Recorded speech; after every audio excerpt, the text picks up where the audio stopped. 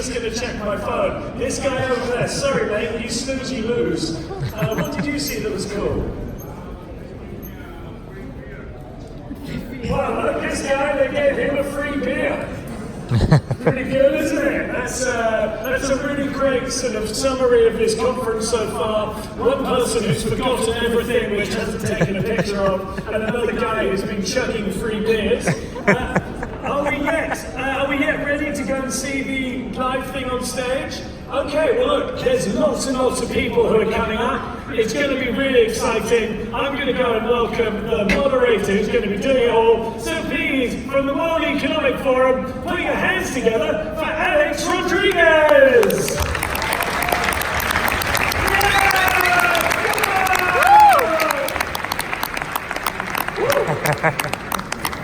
That was amazing. I don't know how to come in with some energy just like that when I felt like I was at a boxing match. That was super cool. Welcome everyone. Are you ready to see some crazy shit today? It's gonna be kind of cool. We've come together to talk a little bit about biohacking, but I don't think you guys want to hear me talk that much. You just want to see the blood, which by the way is 100% guaranteed, everyone. 100% guaranteed. All right, so I'm going to talk about a super quick intro on biohacking really quick, and then we're going to get into this magic adventure. Let's go. So what is it? Biohacking is anything that you can do to your body, to your genome, to your person, to your bones that can enhance or change who you are. It's a really big thing that's happening around the world. I don't know if you guys have seen it before, but it includes all these different parts, right? Digital health, biohacking, changing your DNA with CRISPR, hacking your life with productivity tips, changing your diets, going into ketosis, everything to be a better human being and possibly to be able to live a bit longer. Why do people do this? Sorry about that, but this is just a small intro on what you're going to be seeing today. Why do people do this? My answer is, why wouldn't they, I guess. I mean, I wouldn't do this, and let's be honest, I'm not the one on stage today putting a chip in my hand, so I still think it's cool. I think it's the future. I think it's gonna be amazing, and as all things future, it looks a bit shitty in the beginning and most people don't want to do it. Thankfully, Edgar today is going to be doing it for us. He'll get to suffer so we don't have to do it, and maybe in 10 years we can get going. So what's happening right now in the world of biohacking? There's a bunch of cool examples which I'll blast through really quickly, but I hope you guys know Neil Harbison. He has a little camera that's able to send signals to him and tell him the sounds of light because he's colorblind. So he can actually hear light and colors, which is really, really cool. You have these printable kind of tattoos that have biosensors on them. So in the future, you'll be able to tattoo circuits on you that'll give you information about what's going on inside you. Your blood sugar, your amount of cortisol, meaning your stress, and a bunch of other crazy things. There's some people that have gotten really into putting magnets in their fingers. I don't fully understand it. I guess they want to feel like Magneto or something like this, but they say that they can sense magnetic fields. I'm not fully sure about this, but there's a bunch of cool examples. There's somebody that put these magnets in his ear so he can actually stream vibrations right into his ear and he can hear stuff. And last year, I don't remember when it was, he was able to get echolocation, you know, like bats do, because he had a thing that would emit sound and it would send him vibrations back to his different ears and the magnets that he had, so he was able to see without seeing, which is kind of cool. And there's infinite examples like this. So what can we do right now? Because obviously I'm not going to get a chip in it, but it will be happening.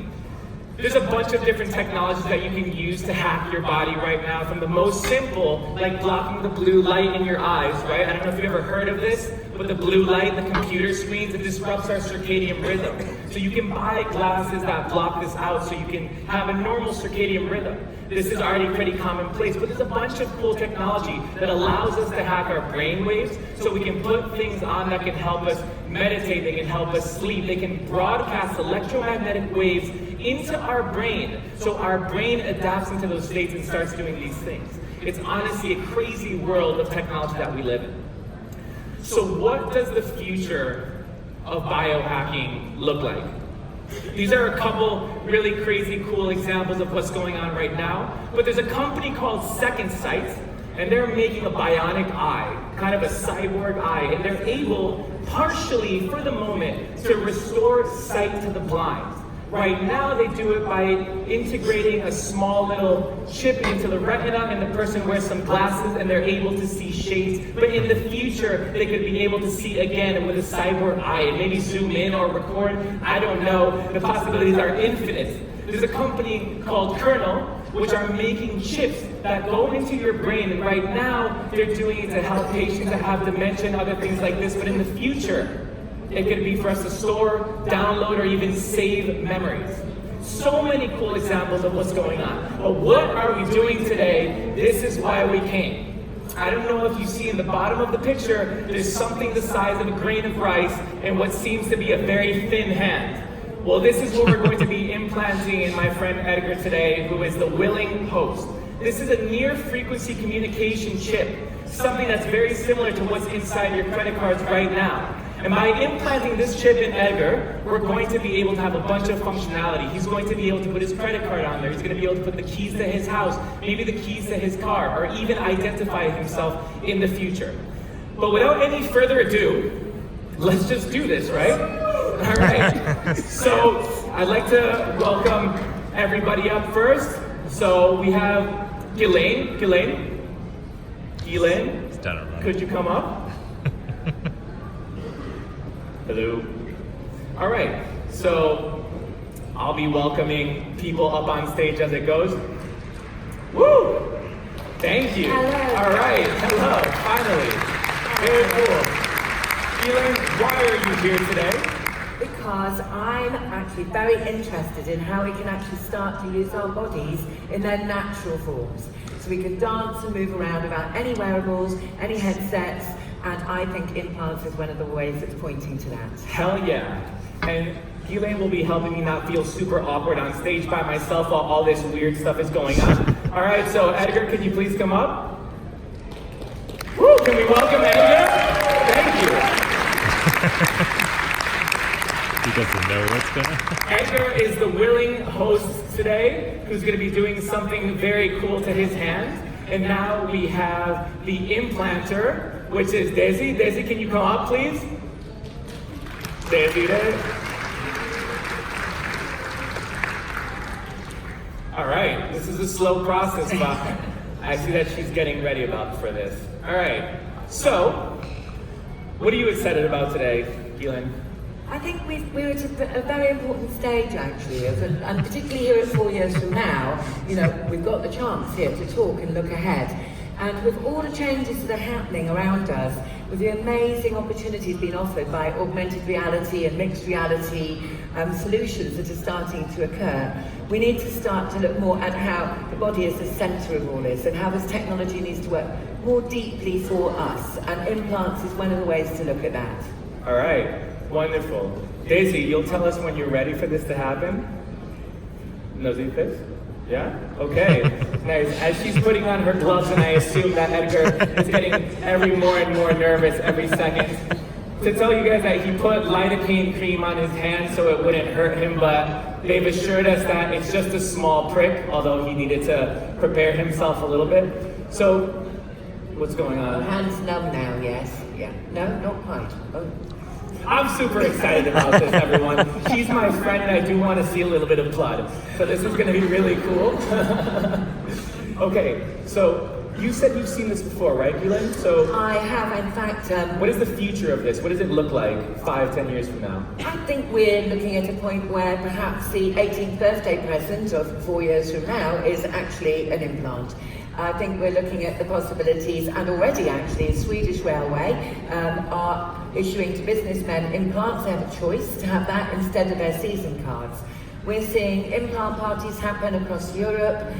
Young people are very interested in getting rid of all that stuff you have to carry around in your pockets, what you could lose. So your key fob, your credit card, your travel card, all this information that can be held within a chip. So right now, before anybody has seen what's about to happen, and the blood, and I'm just kidding. Before anybody knows what it can do, by a raise of hands, who would put one of these chips in their hands? Okay. Would you say that's like 15% of the people that are here? We'll see if that number of hands goes up or down after this experience. But we do have already 200 medical implants that many of you will know about. I mean, even for women, there is now more and more regularly used, fertility implants are used instead of contraception, and anti-getting pregnant implants.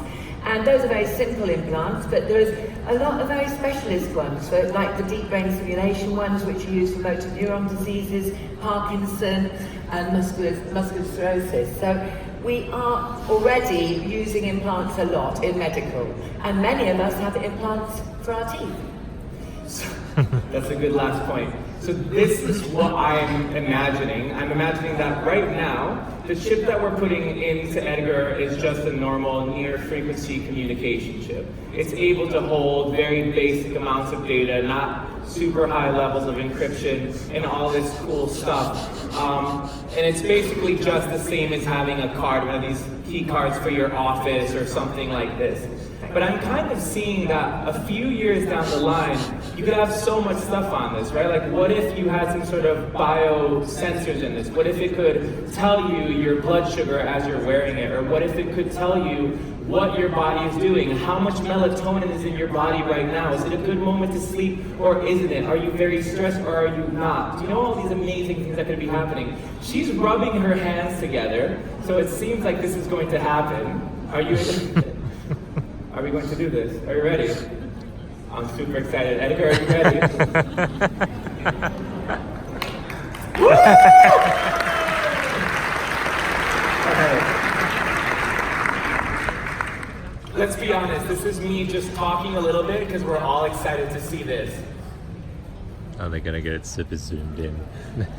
We'll give it a couple moments of silence for the tension to build up and then I'll keep Oh, talking. there we go.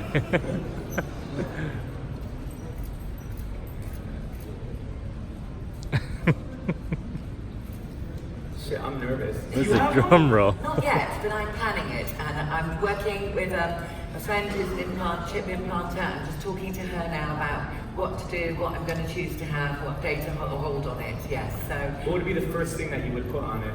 I'd like to get over this constant keying in codes, just quickly being able to open phones, laptops, etc. But I'd also like to get rid of quite a lot of things I carry in my bag. I'd very much like biosignal feedback in different ways. And I don't have a medical need, but many people do have that. So I think there's a very useful potential for people who, like you mentioned, diabetes, and even sun exposure. You've had too much sun, vibrations on that. So, and maybe there's something more creative to do too. There are people using chips to make music in the air. There are people using chips to feel earthquakes around the world, to feel the weather coming. There's, very creative, wonderful, individual, idiosyncratic choices as well. I'm excited to see this. Let's take a pause really quick and see what's going on here. It's waiting. Okay. So I guess we're cleaning the surface. The surface is his hand. How excited are you on a level of 0 to 10? 90%? That's it, that's all I needed. It was just a quick check. Okay, so how far away do you think we are from everything that you're saying? All this cool stuff? As I mentioned, I do think for younger generations, this is definitely a way forward. There's been a lot of testing of implants, both for the medical side, but also for information-based and data implants. Right. Many different materials can be used: gold, silver, platinum, uranium, and in different parts of the body. This has been happening for quite a while now, and we have some quite strong pioneers who've experimented with it from the 80s onwards. Okay. So yeah, I think we're ready to move. So Edgar is going to be putting some digital bling onto himself right now. Yeah. Oh, that's a great idea. Oh. Does anybody have any questions about what's happening right now? on a very simple level while we're waiting for this to happen. My question is really what is the functionality of this chip, and also for how long is he gonna have it there? So for how long he's gonna have it in there is however long he decides to have it, but what's good about it is that it's simple to take out. It's just one little prick and he can take it out. So it can be in there for, I think it's like 5 or something more years. It depends on the type of manufacturer, but they all have a coating that's biocompatible. Again, as I said, the functionality of this specific chip is not the most complex in the entire world. It's just a normal NFC chip from like a credit card, say. So actually this is, I'll just keep walking over here to see what's happening. Okay, so I'm gonna be like David Attenborough as I kind of dictate or narrate what's going on. The area has been marked with what seems to be a marker. Super, technical level. Let's talk about something while this is happening because I'm getting super excited about this. Oh, should we do another question? Sorry. Yeah, why not? Let's go for it, and then we'll keep talking. Edgar, what data are you gonna put on it? I'm sorry. What's the data that this gentleman's gonna put on the chip? This gentleman, as he will explain to you later on, will be putting the opening credentials for his house on it. In a bit, he'll be able to put payment information on it, and he'll even be able to put some type of Bitcoin wallet and some other cool stuff like this. And if one day he gets a car that has one of these keyless entry fobs, maybe he can put that on there as well. Okay, this seems like it's going to happen right now. Moment of silence, everyone, for Edgar.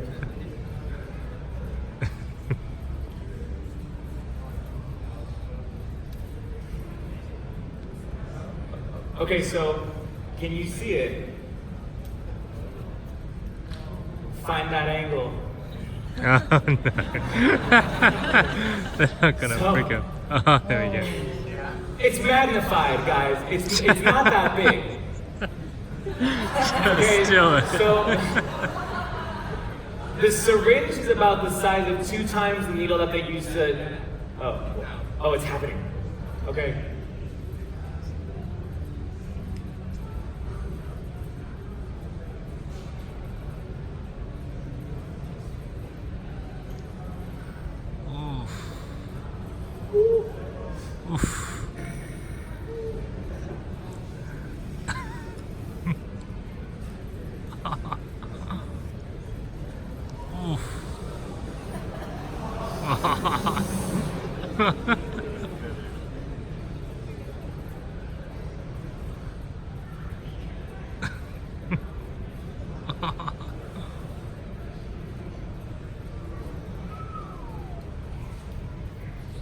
Oh my God. Nice.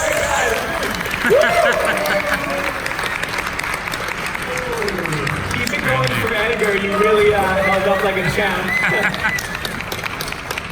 Okay, so a bit of technical specs, and then we'll pan back to Edgar to see how he's doing. But the size of the needle that was used was about 2 times the size of a needle that's used to take blood out. So about that. The chip is the size of maybe a grain of sand or 2, and it's covered in a material that's biocompatible, so our body doesn't degrade it over time, and it doesn't create any harmful interactions. There it is! Woo! All right. Can I get this mic over here? That was amazing. Thank you so much, Desiree. Edgar? Yeah? Why did you do this?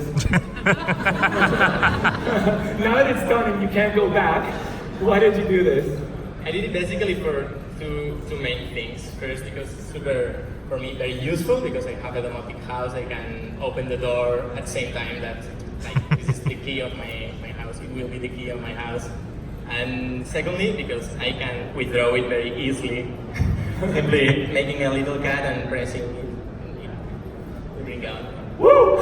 Thank you for doing this for us. So, now, this is the interesting part of the day.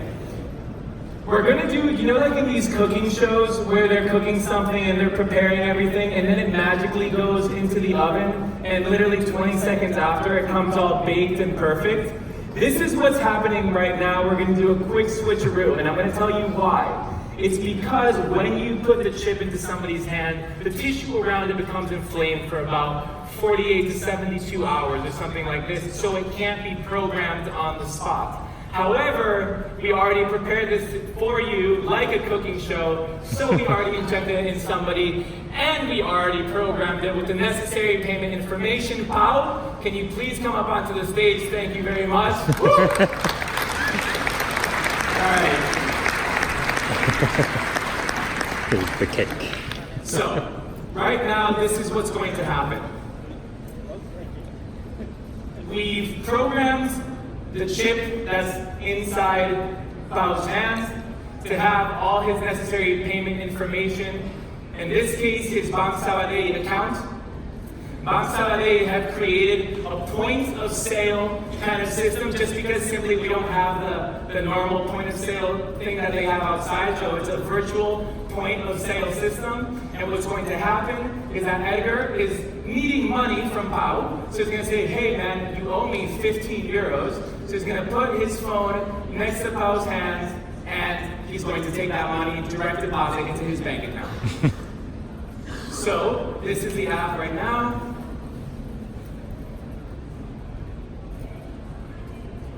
We're going to do it a couple times just so you can see it. Done. Just so you think that it's not something weird happening. Wow, do you think that we can see the light, the LED? So this is the extra special part of all of this, is that there is an LED light inside of this chip, and it doesn't have a battery or anything like this. The energy feeds off of the actual frequencies that are being sent from the cell phone. Can you see the light? Yeah, okay, cool. So that light is underneath his skin right now. Wow. Okay, so an applause for everyone. Can we see the transaction being made? Okay, so if we zoom in, there we can see the transaction being authorized from Pau's wallet, which was on his hands, to Edgar's account. And this is not a Bitcoin wallet, this is actual money being transferred through Bank Sabadell accounts right now. So to talk about this, can we please get Ana Pujoliol on stage? Thank you. Ana is the Director of Financial Services for Bank Sabadell. She's helped us do this entire thing, in part, the mastermind of this entire weird process, but awesome at the same time. Ana, what do you think of this? What's the future? Okay. We have been seeing now is what the future of payments could be. Now in payments, we are seeing a trend, which is the integration of the credit card in elements different from the card. Through tokenization, we can convert the credit card number into a token, and we can record or associate this token to any element, to a mobile wallet, to an implanted chip, to facial recognition, license plate, or whatever. Thank you so much, Ana, and thank you for all of this. Any last remarks? What do you think? Where should we go from here? I think it's wonderful that you come to do this and do the backside. But as we were all talking today about, we know that, and particularly with banks, there's a lot of personal data here that's being used, and we need to have the debate about personal data protection, which the banks are very good at, but which needs to go into all the companies who are starting up to use chips, who are using personal data. And I think the second thing is, let's look 8 to 10 years from now and consider a space where we can use chips in our bodies to move augmented reality around ourselves, to actually use it within the workplace, through gestures, through our hands, through our whole bodies, without having to wear the wearables of today, the glasses of today. And maybe that's longer than 8 years away, but it's a very good place to look at, because then we are using our natural bodies and we're putting our human beingness at the center of technology. Thank you so much for that. Before we close, as the ending closing remark, I just want to synthesize what happens here today, just so you realize how crazy this was. We came on stage, we took a knowing victim, we implanted a grain of rice-sized microchip with communication capabilities into somebody's hands. We got Bank Sabadell to create a token for a credit card and an account, put it in there, and now that person is able to make mobile payments with their hands and whatever else lies in the future. Thank you so much, everybody, for coming. This is the end of the live biohacking implant show. Thanks a lot.